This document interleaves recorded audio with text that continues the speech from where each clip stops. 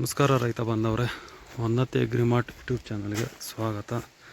ದಯವಿಟ್ಟು ನಮ್ಮ ಯೂಟ್ಯೂಬ್ ಚಾನಲನ್ನು ಸಬ್ಸ್ಕ್ರೈಬ್ ಮಾಡಿ ಮತ್ತು ಬೆಲ್ ಐಕಾನ್ ಪ್ರೆಸ್ ಮಾಡಿ, ಶೇರ್ ಮಾಡಿ. ನಿಮ್ಮಿಂದ ನಾವು ಬೆಳಿಬಹುದು. ಸೊ ನಾವು ಮಾಡ್ತಾ ಇರೋದು ರೈತರಿಗೆ ಸಂಬಂಧಪಟ್ಟಂಥ ವಿಡಿಯೋ, ಟ್ರ್ಯಾಕ್ಟರ್ಗಳಿಗೆ ಸಂಬಂಧಪಟ್ಟದ್ದಿರ್ಬೋದು. ಅದು ಬಿಟ್ಟರೆ ನಮ್ಮ ತೋಟದಲ್ಲಿ ಏನೇನು ಬೆಳೆದಿರ್ತೀವಿ, ಸೊ ಆ ಒಂದು ವಿಡಿಯೋ ಮಾಡ್ತಾಯಿದ್ದೀವಿ. ಕೋಕೋ ಬಗ್ಗೆ ಒಂದು ಸ್ವಲ್ಪ ಮಾಹಿತಿ ತಿಳ್ಕೊಳ್ಳೋಣ ಅಂತ ಈ ವಿಡಿಯೋ ಮಾಡ್ತಾಯಿದ್ದೀನಿ. ನಮ್ಮ ತಂದೆ ಹತ್ರನೇ ಮಾಹಿತಿ ತೊಗೊಳ್ಳೋಣ ಅಂದ್ಕೊಂಡಿದ್ದೀನಿ. ಸೊ ಕೇಳೋಣ ಬನ್ನಿ ಅಣ್ಣ. ಕೋಕೋ ಬಗ್ಗೆ ಮಾಹಿತಿ ಹೇಳ್ತೀರಾ? ರೈತರುಗಳಿಗೆ ಒಂಚೂರು ಅನುಕೂಲ ಆಗಲಿ. ಅಡಿಕೆ ತೋಟದಲ್ಲಿ ಉಪ ಬೆಳೆಯಾಗಿ ಮಾಡ್ಕೋಬಹುದು, ಬಯಲು ಪ್ರದೇಶದಲ್ಲೂ ಮಾಡ್ಬೋದು, ತೆಂಗಿನ ತೋಟದಲ್ಲಿ. ಸೊ ಹೇಗೆ ಏನು ಎತ್ತ ಅಂತ ಒಂದು ಸ್ವಲ್ಪ ರೈತರಿಗೆ ಮಾಹಿತಿ ಕೊಡ್ತೀರಾ? ಕೊಡೋಣ, ಅದಕ್ಕೇನಂತ ಹೇಳಿ. ನನಗಂತೂ ಇದ್ರ ಬಗ್ಗೆ ಮಾಹಿತಿ ಅಷ್ಟು ಹೆಚ್ಚಾಗಿಲ್ಲ. ನೀವೇ ನೋಡ್ತಾ ಇರೋದು, ಬೆಳೆ ಬೆಳೆದಾಗಿಂದ ನಾವಂತೂ ನೋಡಿಲ್ಲ. ಅತಿ ಹೆಚ್ಚಾಗಿ ನೀವೇ ತೋಟದಲ್ಲಿ ಮೇಂಟೈನ್ ಮಾಡ್ತಾ ಇರೋದು, ನಿಮಗೆ ಗೊತ್ತಿದೆ ಮಾಹಿತಿ. ಏನಂದ್ರೆ ಮುಂದೆ ಈ ಅಡಿಕೆ ಬೆಳೆನ ನಂಬ್ಕೊಂಬಾರ್ದು. ಯಾಕೆಂತಂದ್ರೆ ಮುಂದೆ ರೇಟ್ ಇರ್ತದ ಇಲ್ವಾ ಅನ್ನೋದು ಯಕ್ಷ ಪ್ರಶ್ನೆ. ಅದ್ರ ಜೊತೆ ಒಳಗೆ ಏನಾದರೂ ಒಂದು ಉಪ ಬೆಳೆ ಮಾಡಿದ್ರೆ ರೈತರಿಗೆ 1,000ದಿಂದ ಲಕ್ಷ ಅಲ್ಲ, 2 ಲಕ್ಷ ಬಂದ್ರು, 1,000 ಅಲ್ಲ, 100 ರೂಪಾಯಿ ಬಂದ್ರು ಲಾಭ. ಆದ್ರಿಂದ ಇಲ್ಲಿ ನಾನು ದೊಡ್ಡಬಳ್ಳಾಪುರ ತಾಲೂಕು ದೊಡ್ಡಬಳ್ಳಾಂಗ್ಳ ಹೋಬಳಿ ಕಸಘಟ್ಟ ಗ್ರಾಮದ ವಾಸಿ. ನನಗೆ ಮಾಹಿತಿ ಇರಲಿಲ್ಲ ಮೊದಲು. ಈ ಒಂದು ಫಾರಂ ಟಿವಿ ಅಂತ ಬರುತ್ತೆ, ಅದರಲ್ಲಿ ನಾನು ಮಾಹಿತಿ ತಗೊಂಡು ನಾನು ಯಾರನ್ನು ಕೇಳ್ದೇನೆ ಪ್ರಪ್ರಥಮ ಬಾರಿಗೆ ನಾನು ಈ ಕೋಕೋ ಗಿಡನ ಅಡಿಕೆ ಗಿಡದಲ್ಲಿ 4 ಗಿಡದ ಮಧ್ಯೆ ಒಂದು ಸಸಿ, ಅಂದರೆ ಸಾಲು ಬಿಟ್ಟು ಸಾಲು ಅದು ಗೊತ್ತಾಗುತ್ತೆ. ಸಾಲು ಬಿಟ್ಟು ಮಧ್ಯೆ ಯಾಕೆ ಸಾಲು ಬಿಟ್ಟು ಸಾಲು ಅಂತಂದ್ರೆ ಅಡಿಕೆ ಗೊನೆ ಕುಯ್ಯೋದಕ್ಕೆ ಮಧ್ಯದ ಸಾಲು ಅನುಕೂಲ ಆಗುತ್ತೆ ಅನ್ನೋ ಒಂದು ದೃಷ್ಟಿಯಿಂದ ಸಾಲು ಬಿಟ್ಟು ಸಾಲು ಹಾಕಿದ್ದೀನಿ. ನಂದು ನಾಟಿ ಮಾಡಿ ಏಪ್ರಿಲ್ ಬಂದರೆ 2 ವರ್ಷ. ಈ ವರ್ಷ ಏಪ್ರಿಲ್ ಬಂದರೆ 2 ವರ್ಷ. ನಾನು ಹಾಕಿರೋದು 400 ಗಿಡ. ಕೆಲವು ಗಿಡ ಇನ್ನೂ ಫಸಲು ಬರೋದಲ್ಲ ಐತೆ, ಭತ್ತ ಐತೆ. ಈಗಾಗಲೇ ನಾನು 75 kg ಬೀನ್ಸ್, ಒಣ ಬೀಜನ ನಾನು ಈ ಕ್ಯಾಡ್ಬರೀಸ್ ಕಂಪ್ನಿಗೆ ಕಳಿಸಿದ್ದೀನಿ. 650 ರೂಪಾಯಿ ಫರ್ kg. ನೀವೇ ತೊಗೊಂಡೋಗಿ ಹಾಕಿದ್ರೆ ಅಥವಾ ಹೇಗೆ? VRL ಅಲ್ಲಿ ಹಾಕಿಬಿಟ್ರೆ ಬಿಲ್ಲು ಮತ್ತು ತೂಕ ಎಲ್ಲಿಗೆ? ಪುತ್ತೂರು. VRL ಟ್ರಾನ್ಸ್ಪೋರ್ಟ್ಗೆ ಹಾಕ್ಬಿಟ್ರೆ ಪುತ್ತೂರಿಗೆ ಅಡ್ರೆಸ್ ಮಾಡಿ ಹಾಕಿದ್ರೆ ಅಲ್ಲಿ ಹೋಗುತ್ತೆ. ಅಕೌಂಟ್ಗೆ ಬೆಲೆ ಮತ್ತು ರೀಚ್ ಆಗಿರೋದು ಇಂಟಿಮೇಷನ್ ಕೊಡ್ತಾರೆ, ಬೆಲೆನೂ ಇಂಟಿಮೇಷನ್ ಕೊಡ್ತಾರೆ. ಆ ಬೆಲೆ ಮಾಡಿ ಆದಮೇಲೆ ನಮ್ಮ ಅಕೌಂಟ್ ನಂಬರು. ಏನು ಪ್ರೈಸು ಪರ್ kg?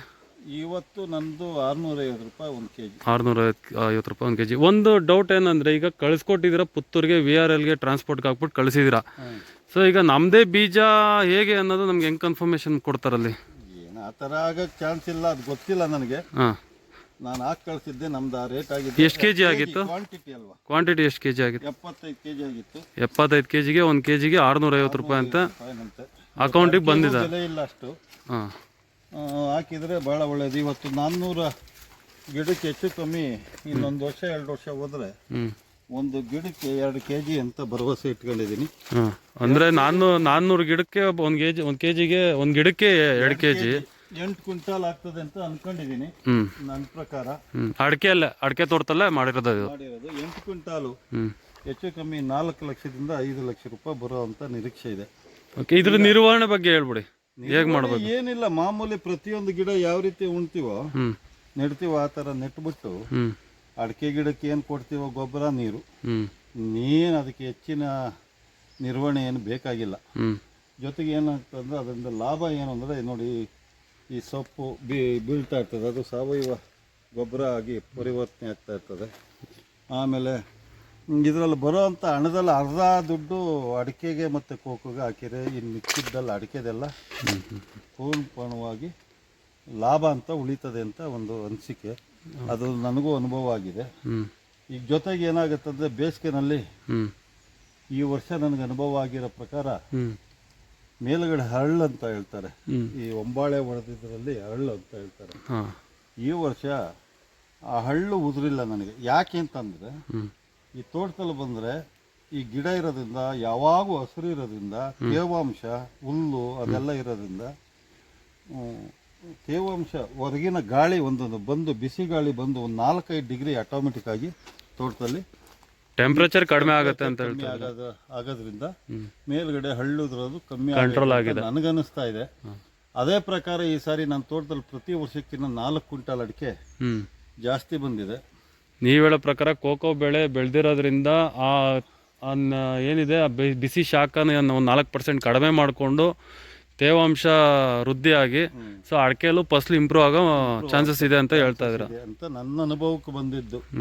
ಅದರಿಂದ ಪ್ರತಿಯೊಬ್ಬರು ಮಾಡೋದ್ರಿಂದ ಅದು ಯಾವುದಾದ್ರೂ ಆಗಲಿ ಉಪ ಬೆಳೆ ಇದರಲ್ಲಿ ಮಾಡಿದಾಗ ಇದರಲ್ಲಿ ಲಾಭ. ಇದಕ್ಕೆ ಗಿಡ ನೆಟ್ಟಾಗಿಂದ ಏನೇನು ಕೊಟ್ಟಿದ್ದೀರಾ ಇದಕ್ಕೆ? ನಾವು ಏನಿಲ್ಲ, ಅಲ್ಲಿ ಗುಂಡಿ ತೆಗೆದು ಇದೇ ಮಣ್ಣು ಹಾಕಿ ಸಸಿ ಹಾಕಿರೋದು. ಒಂದ್ಸಲ ಮಾತ್ರ ಒಂದು 150 ಗ್ರಾಮ್ ಪೊಟ್ಯಾಶು ಮತ್ತು ಸೂಪರ್ ಫಾಸ್ಫೇಟು ಯೂರಿಯಾ ಒಂದು 150 ಗ್ರಾಮ್ ಅಷ್ಟು ಒಂದೇ ಸಲ ಕೊಟ್ಟಿರೋದು ಸಪ್ರೇಟ್ ಗಿಡಕ್ಕೆ ಅಂತ. ಇವತ್ತಿರೋರ್ಗು ನಾನು ಯಾವುದೇ ಔಷಧಿ ಆಗಲಿ ಇನ್ನೊಂದಾಗಲಿ ಸ್ಪ್ರೇ ಮಾಡಿಲ್ಲ. ಅದಕ್ಕಾಗಿ ಸ್ಪೆಷಲ್ ಆಗಿ ಏನು ಅದನ್ನ ಕೇರ್ ತಗೊಂಡು ಮಾಡ್ತಾ ಇಲ್ಲ. ಅದಷ್ಟು ಅದೇ ಕಾಡು ಜಾತಿ ಗಿಡ ಅಂತ ಅನ್ನಿಸ್ತದೆ. ಇದು ಬರ್ತಾ ಇದೆ ಆಟೋಮೆಟಿಕ್ ಆಗಿ. ನಾವು ಒಟ್ಟಿನಲ್ಲಿ ವರ್ಷಕ್ಕೊಂದ್ಸರಿ ಬೆಳೆದಂಥ ಗಿಡಗಳನ್ನ ಮೇಲ್ಗಡೆ ಹೋಗ್ದಂಗೆ ಯಾವ ರೀತಿ ಕಟ್ ಮಾಡಬೇಕು? ಅದು ಕಟ್ ಮಾಡೋದು ಅಂದ್ರೆ ನೋಡಿ ಈ ಥರ ಬನ್ನಿ ಹೇಳ್ತೀನಿ.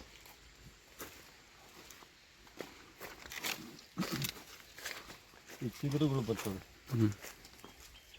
ಈ ಸೈಡು ಚಿಗುರುಗಳು ತೋರಿಸ್ತೀನಿ ನಾನು.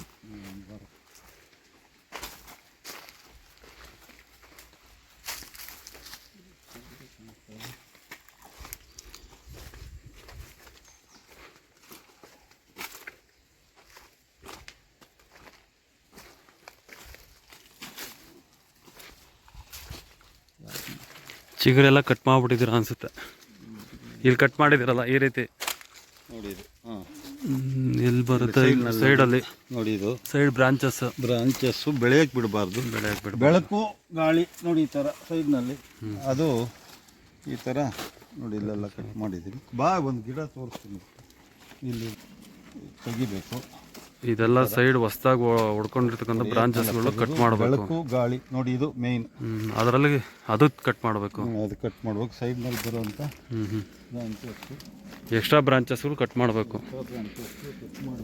ಈಗ ನಮ್ಮ ಉನ್ನತಿ ಅಗ್ರಿಮಾರ್ಟ್ ಯೂಟ್ಯೂಬ್ ಚಾನಲ್ ನೋಡ್ತಾ ಇರ್ತಕ್ಕಂಥ ರೈತರುಗಳಿಗೆ ಏನು ಸಂದೇಶ ಕೊಡಬೇಕು ಅಂದ್ಕೊಂಡಿದ್ದೀರಾ? ಬೆಳಿಬೇಕು ಅಂದ್ಕೊಂಡಿರ್ತಕ್ಕಂಥವ್ರಿಗೆ ನಿಮ್ಮ ಕಡೆಯಿಂದ ಸಂದೇಶ ಏನು ಕೊಡಬೇಕು ಅಂದ್ಕೊಂಡಿದ್ದೀರಾ? ಬೆಳೆ ಬೆಳೆದ್ರೆ ಭಾಳ ಅನುಕೂಲ ಆಗ್ತದೆ ರೈತರಿಗೆ. ಉಪ ಬೆಳೆ ಜೊತೆಗೆ ಇದರಲ್ಲೂ ಲಾಭ ಇದೆ. ಏನು ರೈತರಿಗೆ ಇವತ್ತು 1,000 ರೂಪಾಯಿನಿಂದ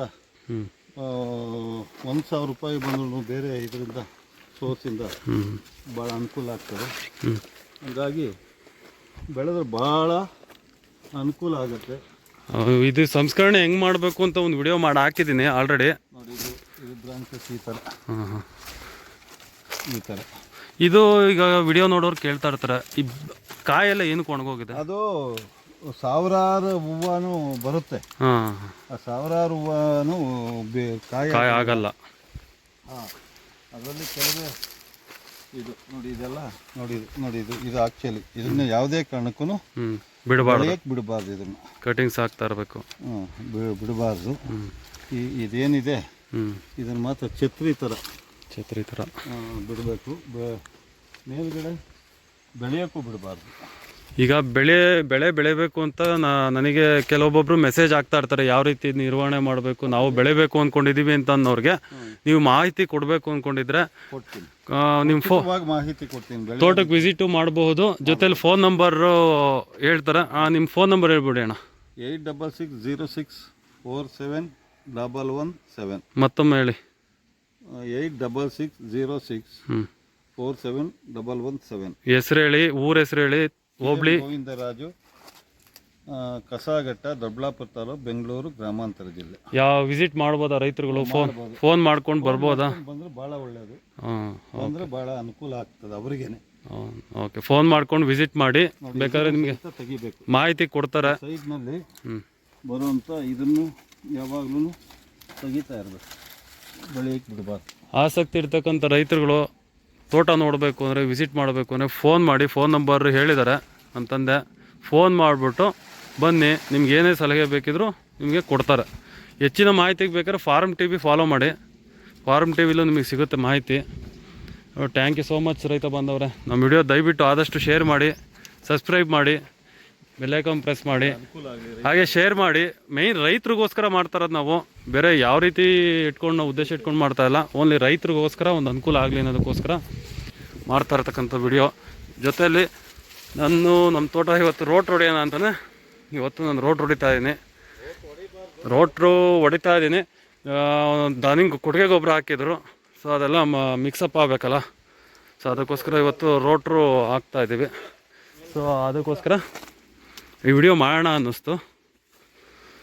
so thank you so much. Video full ನೋಡಿ ದಯವಿಟ್ಟು. Thank you so much.